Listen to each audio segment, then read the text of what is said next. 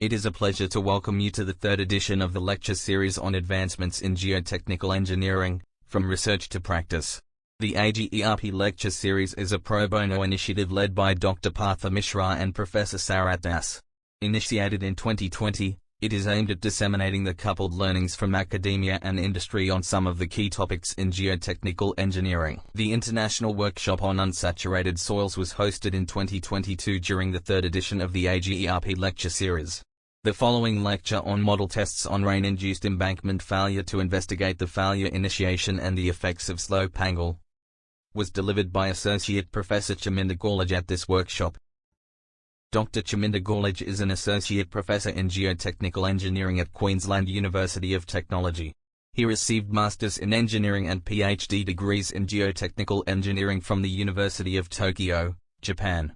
Within geotechnical engineering research, he has focused on pavement technology, transport geotechnics, unsaturated soil mechanics, rainfall-induced slope instability, mining geotechnics and geotechnical instrumentation.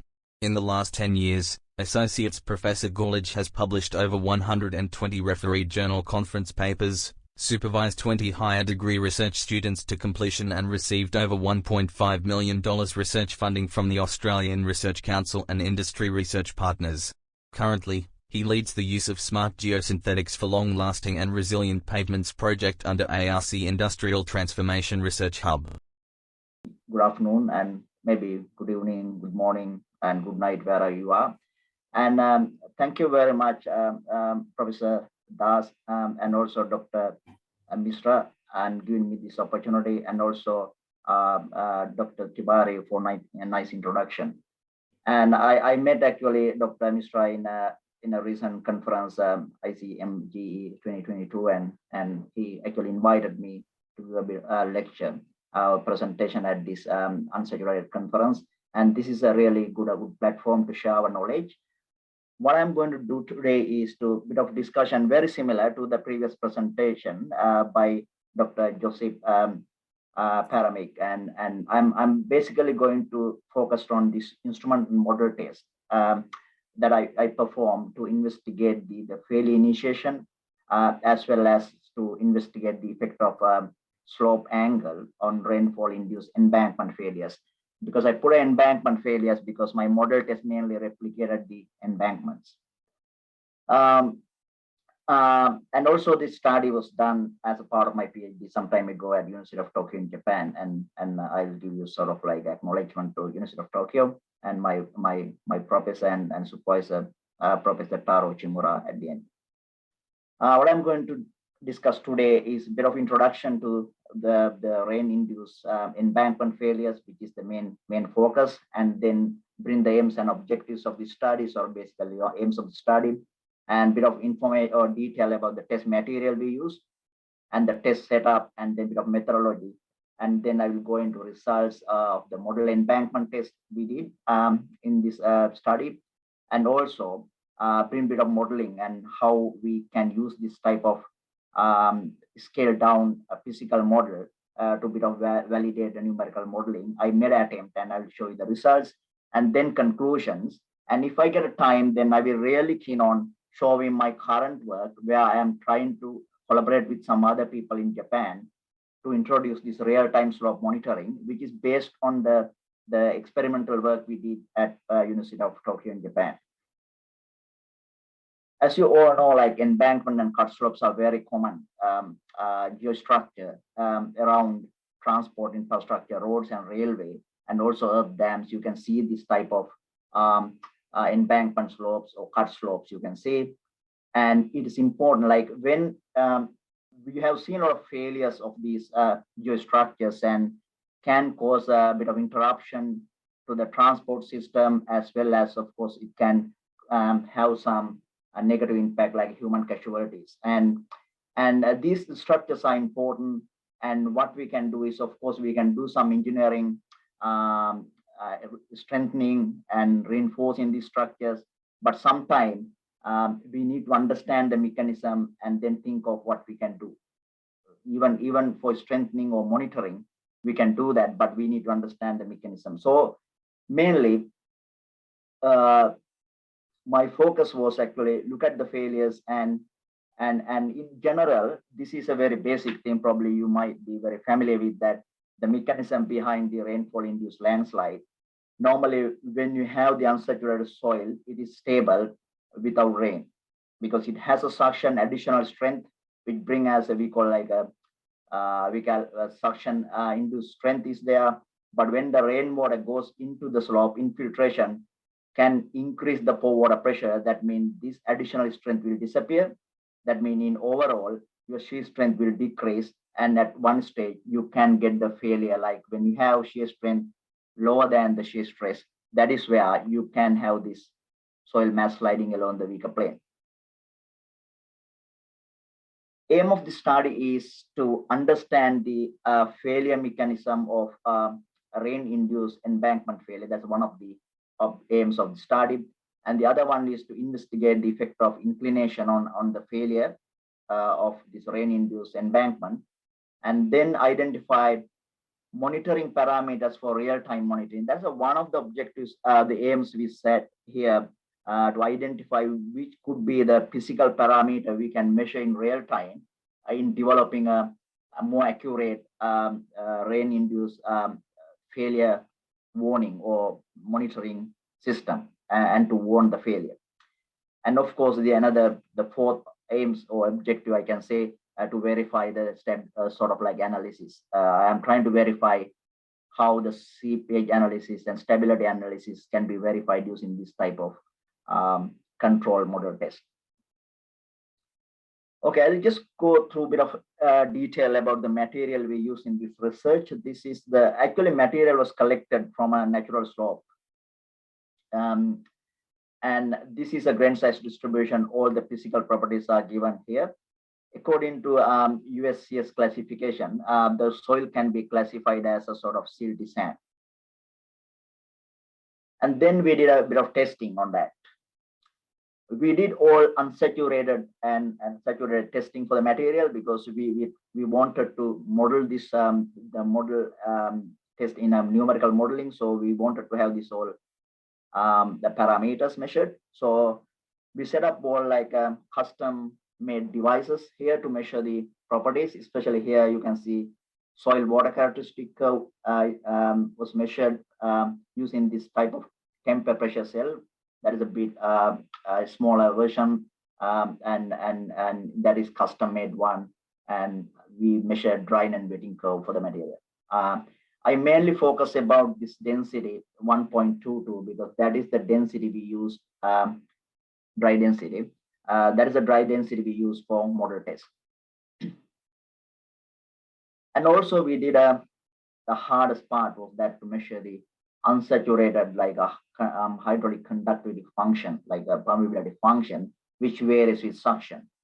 We did a special device, and I have published this one. I'll show you the list of publication. A special device was developed to measure how the permeability can vary with suction. But remember, we can't do for very high suction, but this was done for very low suction range from 0 to 10 or 15 kilopascal negative pressure. And this is the results I'm showing you: hydraulic conductivity and measured following the drying and wetting path. You can follow the drying and wetting path to measure hydraulic conductivity using this apparatus, but you can see it's a small range for suction. It's interesting to see the hysteresis even for the permeability when you plot against suction. But when you plot the volumetric water content and the coefficient of permeability, you don't see the hysteresis which is coming from the drying and wetting curve. And also we did your modeling for that, especially when you want to introduce this hydraulic conductivity function into a numerical software. We wanted to get a bit of function there. So this is the fitting with the Friedland and Singh equation to get that permeability function. And also we did a unsaturated direct shear test. This is a special device again. The very simple one I modified to measure the suction, control the suction in the direct shear apparatus. You can see that the water path is connected to the base with the ceramic disc here. And then this water level is maintained at the mid height of the sample, and then you can apply certain vacuum, maybe 10, 20, 30. Then you can make this water is negative, and that is applied to the sample. That's how you control the suction inside the sample. Small shear rate was used, very slow shear rate was used to shear the sample, and then you can assume the sample is sheared under constant suction. But again, there's a limitation. You can go up to maximum negative 80 or whatever sort of value in the test. Then this setup was used, and it's a special one because the loading is from the bottom, and this is a reaction frame at the top. Then you have the load cells to measure the vertical load, and the horizontal load you can measure here. And this is one example I'm showing you. For example, in this case, we use the test with the different vertical stresses by maintaining the suction 50. I'm showing this one example for all 4 tests. And this is a shear displacement, shear stress curve, and then we got the shear strength and normal stress curve to get the cohesion and friction angle for that particular suction. Then you can basically see that how I have plotted the friction angle variation with suction and the cohesion variation with suction. This is called actually apparent cohesion. Then we change the suction up to like 50, 70, 50. And this is what we observed, especially for the wetting and drying. You can see some effect, but remember, I am mainly focusing about 1.22 density. We did the test only for wetting because our experimental series mainly focus wetting condition because rainfall induced failure. That is basically following the wetting path. This is the model box, otherwise we can say flume that I used, and it's a bit similar to what Joseph explained in his testing, but this one has only one side transparent and it's strengthened by steel, and it's a 80 centimeter width, length is 2.2 meter, and the height is nearly 1 meter. In my model box is a fully soil embankment type. We went to height of like 80 centimeter, and this is nearly sort of like a 150 centimeter around. We change that depending on the slope. I can change the slope angle, then we need to change the length of the model. And for the rainfall, this is a very simple way we apply the rainfall that Joseph mentioned about that control pressure and nozzles, and you can have more uniform rainfall. But in this case, I used actually simple irrigation pipe, but depending on the pressure you apply to the pipe, you can change the intensity. I can see a number of questions asked by the people for his presentation. How do you measure the uniformity of the rainfall? I used actually 2 pipes from the both side of the tank, and I measure the rainfall by using this sort of measuring tube at number of locations to make sure we apply the uniform rainfall. This was tested before you actually do your own experiment, real experiment. But in this experimental series I'm going to discuss, I was able to apply 40 millimeter per hour rainfall with some good uniformity. And again, when you come to transducers and sensors we use for measuring, it's very similar, but not very advanced, but still it worked well for this series. And when you look at this one, there are so many sensors we installed. You can see all these locations. Each location, I have one moisture sensor. Normally, I am prefer to use this type of TDR type probes, and its dielectric properties is used to measure moisture, more accurate and very reliable, I can say. I have a lot of experience using this one. And also to measure the suction, I use a simple tensiometer. This was custom made. You can see you get a pressure transducer. I use actually Kiowa pressure transducer, very reliable, which can measure negative 90, 100 kilopascal. So it's attached the ceramic cup, which has a certain air entry value. I think it's 100 or 150 kilopascal air entry value. And then this is attached to a sort of like a connector here. Then you can simply screw into that one with this O-ring here sealing. And you can saturate this one before, and then you can place in soil. And to measure the displacements, It's a subsoil displacement was measured. I use a inclinometer. You can see this is an inclinometer. It has a few accelerometers to measure the inclination, and then you can get the subsoil deformation if something is happening in the slope. And in addition, I actually placed 2 LVDTs. You can see there's a target is embedded here and here. Then simply keep a LVDT attached, and you can measure the lateral movements at the beginning.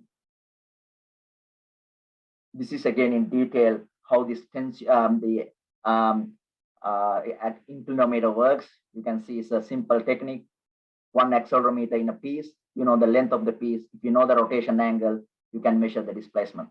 Simple calculation. They are connected to each other, so you can get the profile. I use actually 2 here at the toe. You can see in the same line, but in the width there are 2 places, and then somewhere here you got a one taller one with the 3 accelerometers. And this is a preparation. First set this one and put a soil layer by layer, and it's a wet compaction. We actually mix the soil with certain moisture, and then we have targeted density. Then we know what is a volumetric moisture at the beginning. So I made sure you don't exceed the suction 100, because we know it's WCC curve, and then you know what is the volumetric moisture you want to reach to keep the suction below 50 or something, because I don't want to go for high suction, because sensors, this tensiometer can measure suction up to maybe 80 negative. And I don't want to create a cavitation because it's a bit of long-term test. So initial condition was set up to have an initial suction less than 50 kilopascal. And this is it's a wet tamping method is used, the control density. And this is a final view of the embankment when it is completed. And as you prepare, you can embed the sensors in soil. And here I'm just showing the outcome of one of the tests with the 30-degree angle here. You can see what's happened. There are some questions people asked about the erosion from Joseph's presentation, what is happening with the rainfall and erosion. It's very interesting to see. There are so many sensors embedded, and in general, what I can say is this is where the failure initiation. If you look at the displacement started at this point of rainfall at nearly 5,000 minutes, hour and half or something. From starting with the rainfall 40 millimeter per hour, then you can see how they responded. Of course, the sensors close to the surface responded first because infiltration starts from the top. And then as you see the failure, when you look at this area, these 2 sensors are coming from actually here, close to the toe. The P8 and probably P10, they are at the toe of the slope. When you have the saturation or maybe some positive pressure development, that means water table development, will create some instability in this area, then it's progressively affecting to the slope. So that was observed from these photos. You can see with a different time interval, initiation is like a small failure at the toe, then it's a progressive failure happen with the rainfall. So that is for the 30-degree angle. Let's have a look when you have a higher slope angle. Like in this case, I'm just going to 60-degree slope angle. It's more steeper, and still you can see this is sort of like where I fail initiate. It's a short term, it's only 2,000 seconds, half an hour, or maybe like 40 minutes, something, 35 minutes. What happened was, you can see, start the movements of the slope. You can see these are the sensors, and this is the capturing of the movements. That's why I call like initiation. When I look at the response of the pore water pressure and moisture content, it's basically, again, it can see that pore is the key part. When you get saturation or high water content here, that will create the instability for the slope.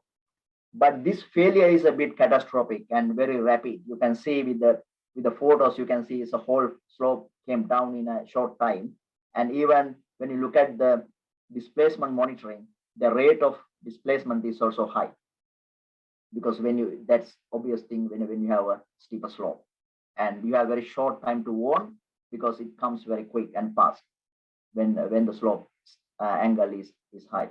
Sorry, I made a sorry, the rainfall is same for the both model test. We apply 60, and also I conducted another test with the 45 degree, but I don't want to show all the results very similar, but this is the sort of views that we took for all three tests I conducted with a 30-degree angle, 45 and 60.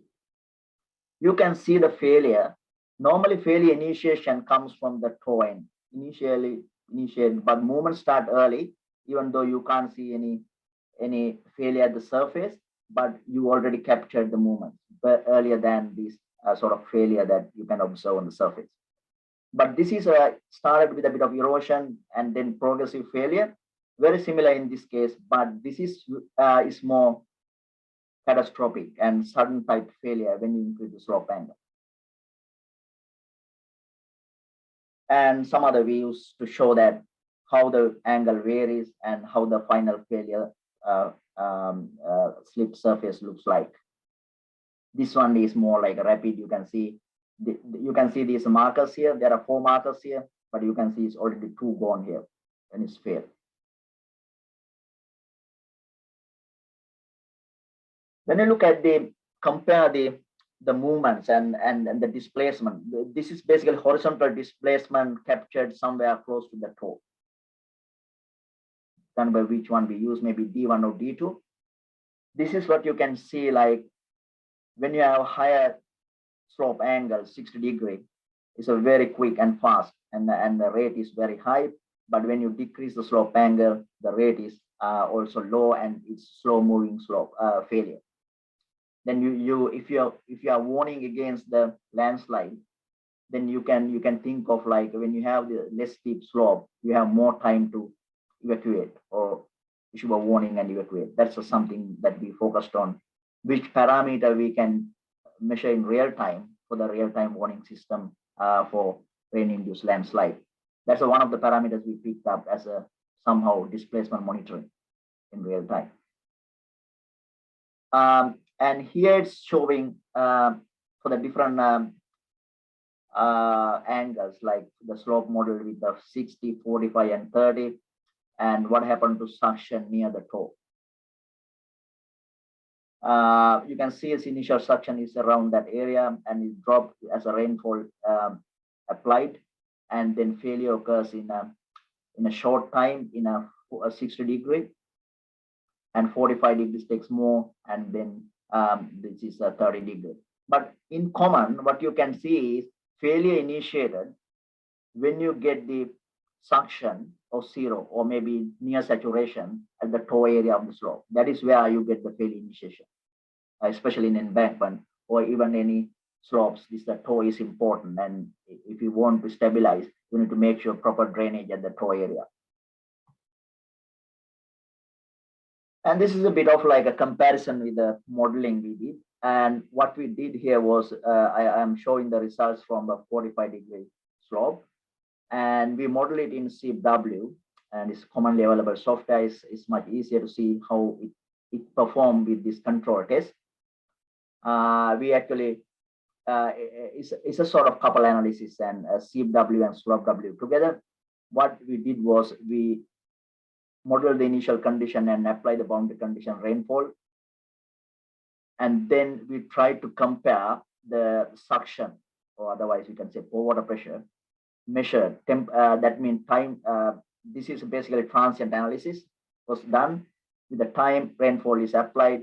Then this is a comparison between measured and simulated pore water pressure at different location. P6 is somewhere here, I guess, or 8. You can see the locations are here. Some are well matched, but you can see this delay cannot be matched at the beginning. I can say in reasonable match between the simulated and the measured value for the pore water pressure for this test. And this is stability analysis. Then we use the pore water pressure obtained from CW, and that is, slope CW was used in slope W, and you can say stability analysis. But it's interesting to see that, yes, when you get a factor of safety less than 1, that is where we say failure, you can see the failure occurs at the toe. That's the initial instability location. When it's saturated or near saturation, you get the failure at the toe, and then normally it's progressive. But if you have a steep angle, it can create a instability for the whole slope. When you remove the support, then it can come halting down. And this is a comparison of the analysis, factor of safety calculation, and how the failure initiation. Remember, this failure initiation is defined as we measure the displacement. That is the first displacement measurement we call failure initiation. We try to match up with the initial displacement captured by the sensors and what is the factor of safety at the time. For example, this is a black line here. This black line is for the 60-degree angle, and this is the factor of safety. You can see on the left axis is the factor of safety. How the factor of safety decreases as you apply the rainfall, and what happened in the failure. This is a good match, where you can see the failure initiation occurs nearly at factor of safety 1, like we expect has to go below 1. But when you compare that similar calculation for the friction slope angle 45, this is the failure initiation for the slope angle 45. But you can see the factor of safety in this time is nearly 1.5 something. But if you totally based on the factor of safety, in this case, it's not really matching factor of safety and the failure. And similar thing for the 30-degree angle also. This is the factor of safety, nearly, this is the axis anyway, probably close to 2, but we got a failure. But it seems like, I don't know whether how much we can rely on this one, but seems like it will match with the steeper slope, but not for the less steep slopes. It's not matching, but there are so many factors involved with this one. But in this analysis, we used all the parameters measured for this soil in the lab. SWCC, shear strength, and permeability. We all measured, and we use the measured value in this simulation. And what I can say as a conclusion from this experimental study, the embankment slope became unstable and failed when the toe area of the slope was fully saturated or near saturation. And of course, the steep slopes undergo sudden failure. That's very common, and that was observed. And also the other thing we found out is this implemented instrumentation was good enough to capture the change in the slope during the rainfall infiltration. We use LVDTs and inclinometers, tensiometers, and moisture sensors, but they are not very expensive sensors we use in this experimental series, but they work. The important thing is what we found finally in this test series. If you want to develop a real-time monitoring system with some parameters measured in real time, physical parameters, we can suggest actually monitoring of the displacement or the rotation. And also moisture can be measured, because I'm not suggesting to measure the suction in real time, because that is a parameter which cannot be measured real time long term with high reliability. So we can use a moisture measurement as another parameter. And this is the last concluding point was about the simulation. This is what I found in simulation, but remember, CW and the slope W softwares are commonly used in geotechnical practice, but they are not that bad. You can see forward pressure and whatever CW simulation reasonably match with the measured value, but sometimes stability analysis is not that match well with the failure and the factor of safety, but still there may be some parameters to consider in the simulation or numerical modeling as well as the physical testing. Sometimes you can't 100% simulate what is happening in the real world. You can see that even this experimental model test, which is well controlled, cannot be well simulated. But we haven't tried some other softwares like maybe finite element can do better job, but we use this simple software anyway. And can I have some time, Tiwari, to go like maybe another 10-15 minutes? Yes, please go on. There's no problem. Yeah. Now I just want to move into the current research based on that work we did and to real-time monitoring, which is a practical work that we do. As you all know, the real-time monitoring is important for the safety, especially evacuation. Things can be done, or maybe stop operation if something is a risky area. Normally in the world, there are a number of warning system developed, and in the past people, or mostly currently people use a rainfall parameter based warning or control system. I have shown few here, like sometime in the world they use all rainfall parameters, especially this is the one used from Japan actually to control their train operation when it's raining, and they keep on measuring rainfall parameters to see whether they can control speed reduction and so on, depending on the rain, because of the risk of running the train because of the embankment instability or slope instability near the infrastructure or rail track. Remember this work actually I did in a University of Tokyo, and I'm still collaborating with these people. And Professor Uchimura was my supervisor for my PhD study, and then based on our experimental work we did, and he went further and developed this tilt sensor, which can use for measuring the rotation of the slope, which is basically tilt sense is accelerometer, low cost accelerometer, which can measure the angle of rotation. Then we have developed they have developed actually this data transmission wireless to capture the rotation of the location, a given location. And also they developed some based on the data and looking at the tilt angle, change in the tilt angle with the time. Then they have defined the tilt rate, and also based on the experimental data, defined the duration before failure. That is basically for the warning system. And gathered data is plotted, measured data is plotted to see how we can define the warning, like what sort of a tilt rate could cause the failure. This is the common finding based on the failure data. And we found like 0.1 degree rotation per hour or more can cause the failure. So if you are basically trying to issue a warning, you can keep on measuring the tilt angle rate or tilting rate, and then you can keep on warning for the failure.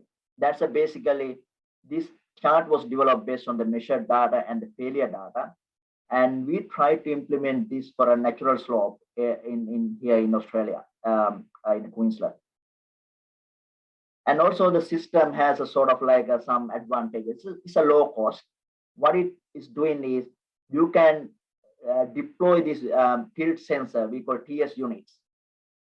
And they have the capability to capture the rotation at the point, and then they can send the data into the logger. So it's a wireless. They use a radio communication, and it's not interrupted by trees or other vegetation. So then finally, if you can get this sort of like a communication into the main logger, which is at the site, which need the access to some sort of access to send the data to the server. So normally we use a telecommunication like maybe a SIM card to transfer data from here to the server. That's what we did in this site. This is the site location it's in Australia, in Queensland, an area called Maleny. There are two slopes now currently being monitored, and one started actually 2014, this site. The other one started a few years, maybe 2 years back, but this one is running now nearly 7 years monitoring. What we did was we get a bit of geotechnical information, site investigation was done, and stability analysis was completed for the whole slope. And from here to here, it is nearly 500 meters. And here to here, maybe 300 meters. Oh no, 300, 400 meters somewhere. Then what we did was then did a stability analysis along all these profiles and then create a stability map. Then the green area is a low stability. And then we deploy our sensors, 5 units, depending on that analysis, assuming that they are so unstable or maybe critical locations. That's how we optimize the number of sensors. We put 5 sensors and the main logger here. You can see the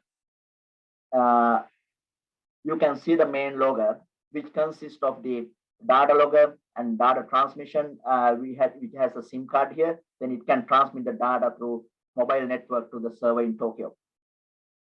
And this is a rain gauge also there. You can measure the rainfall at the site. And it is powered by the small solar panel and also 2 backup batteries, which is working really well. And if you look at this is the simple schematic diagram of the communication. The TS units are the small places you measure the rotation, and you gather the data to the central unit. Is a radio transmission data, and then from there you use the telecommunication network to transfer data to the server. And this is a simple unit I call tilt sensor unit, TS unit. It is a simple unit which has a battery powered. Normally this 1.5 volt 4 batteries can last nearly 6 to 9 months, not a problem. And it consumes small power. And we put this is an accelerometer which can measure 2D rotation. Not in a 2D rotation can be measured. And also we use a simple cheap moisture sensor to measure the moisture also at the same time, because we can't rely on simply the rotation, because we need to have some moisture measurement and rainfall data to avoid the false warning. Otherwise, if this one is hit by someone, maybe animal, or it can rotate, but you can make a check whether it's a rainfall or something happening there to double check the rotation. That's what happened actually for us. Sometimes this rotation can happen due to drying, cracking and shrinking or swelling of the soil. You get the rotation. But when you check the rainfall, there's no rainfall. That means it's not causing the rain. Rainfall is the cause for the rotation or the failure. And this is how data looks like. We can get all the data real time, all the sensors, rotation, and the battery voltage and rainfall, all these parameters. In this site, actually, we started in 2014. Then we had a failure in 2017. One area that we identified as a critical area, it failed. You can see some photos of the failure, and our sensor responded, especially TS1, which is sitting here within the failed soil mass, responded well to the event. And then we analyzed the data, especially looking at the rotation, rate of rotation. And this is actually TS2, which is outside the zone, but still moved with the failure here. And we analyzed our data according to the method the Uchimura and al. Proposed in 2015. And it looks like our data is verified. Their proposed method is verified by our data. So it seems there's some consistency from the previous research work and our current data. It seems like, yes, some failure here, and we observe the rotation is greater than 0.1 degree per power.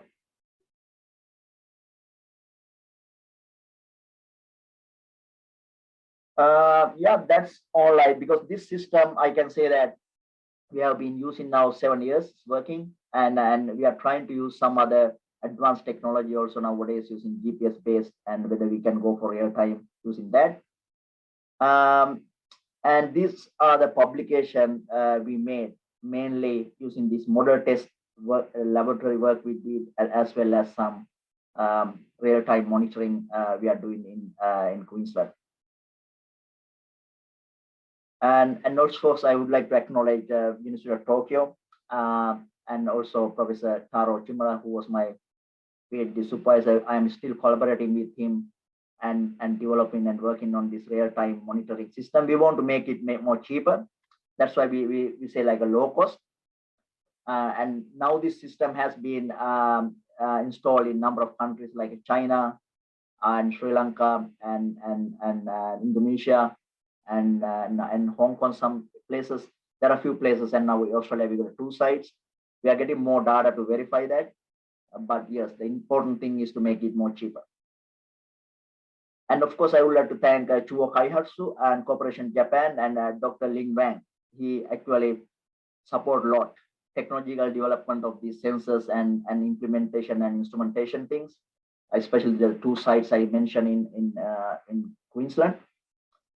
And also I should like to thank my PhD, the past PhD students and current PhD students, and Dr. Tarindu and Dariju. And SCQ Water, this is the organization, they provided the land for us to do the research in that slope monitoring sites. They are in a catchment, so it's an important area for them to know what is happening in the slope as they are using trees to stabilize the slope. Because that is a sort of continuously moving slopes with the rain. So they are trying to use this biological technique, trees to stabilize the slope. We are monitoring whether that biological option is working for them. It's not the monitoring for the warning, no. They are actually farmland, so there's no risk. But we are monitoring effectiveness of this monitoring technique, like growing trees and different type of trees.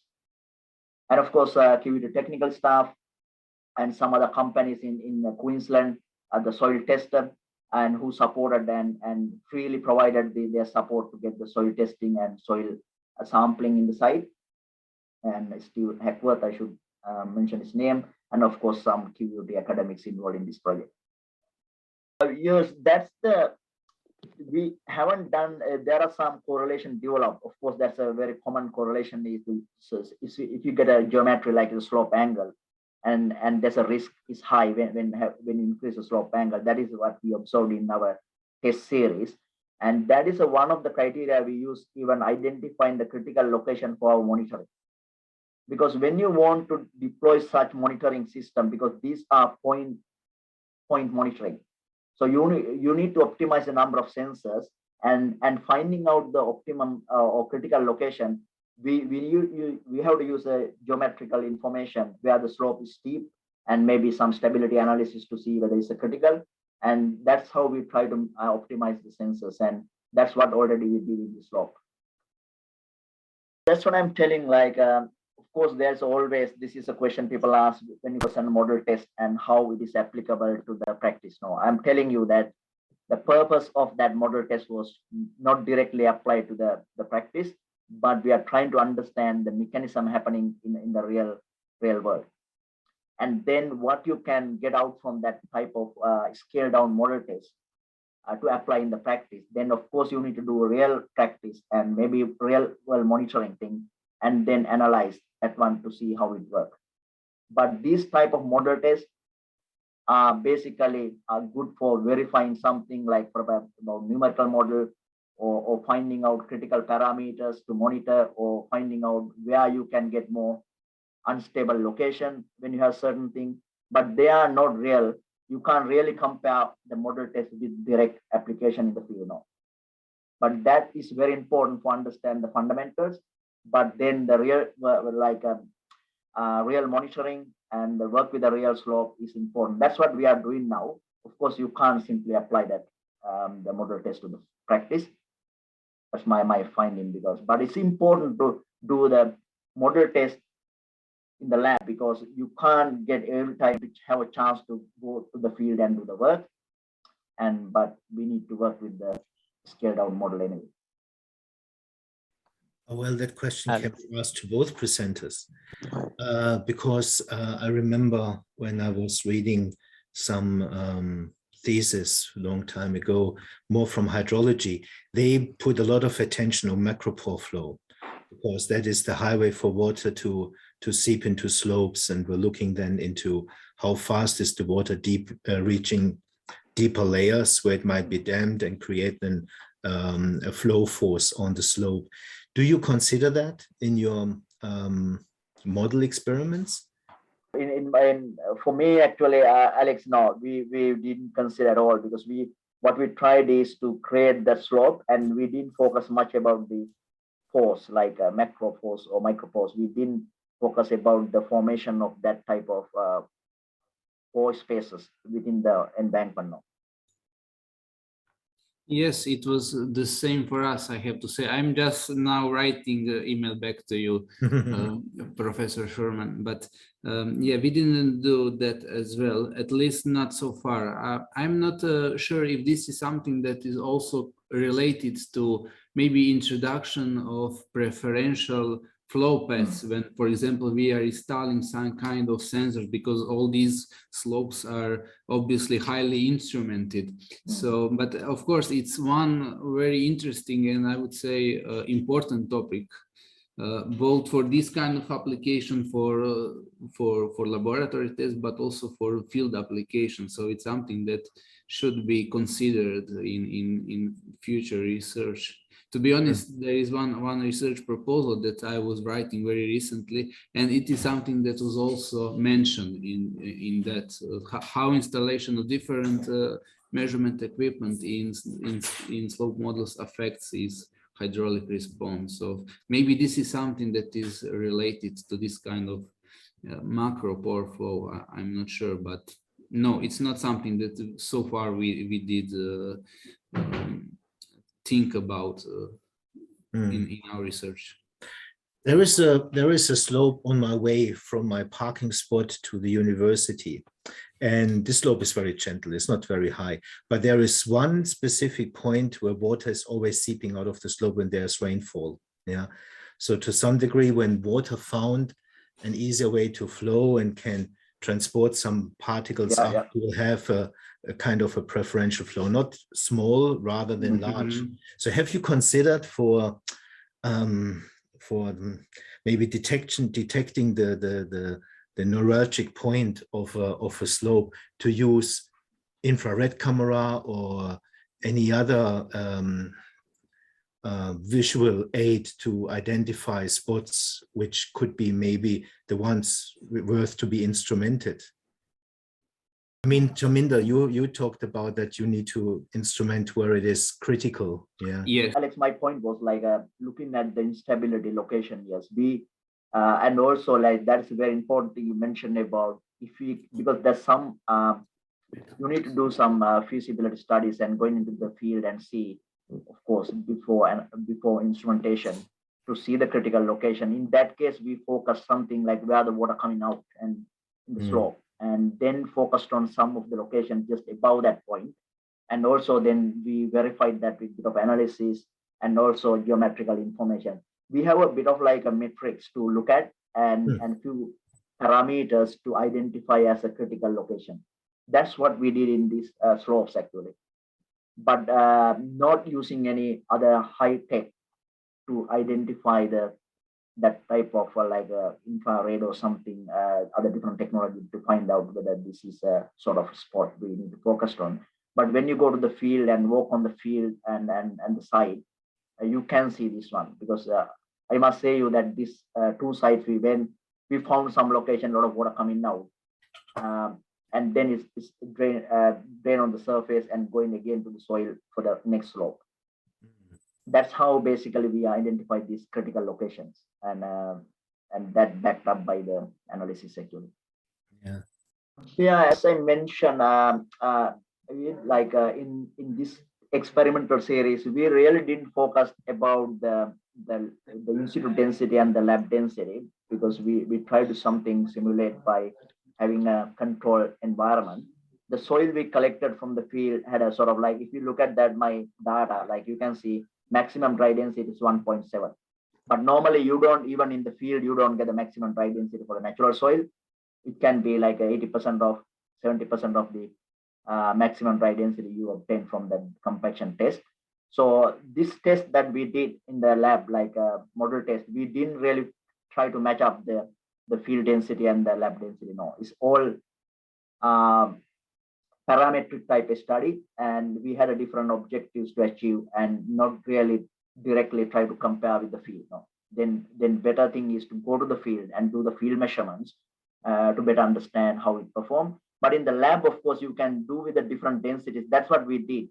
I only showed the test series with only 1.22 diameter, but I went with the different densities up to 1.35 and 1.5, which is actually covering the range of densities to see what is the effect of density on that.